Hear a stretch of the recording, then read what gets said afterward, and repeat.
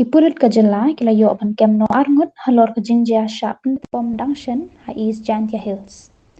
Tak bapendam jur halor kani ka jingjau menteri rangba Konrad K Sangma ethu ruba kite ki basha kem kide kinau yarap jangka HNLC. Obviously, we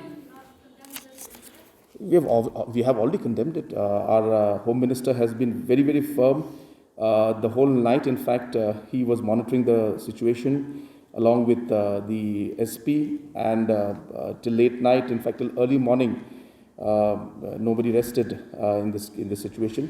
But a lot of quick investigation has followed through. You're aware that two people have already been arrested in this. So we condemn this, and those who are responsible for this, firm action will be taken against.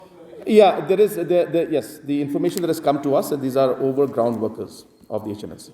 There's no doubt about that. But to link it to saying that it's militancy coming back, or it's this kind of power that they're having, would be overestimating the entire thing.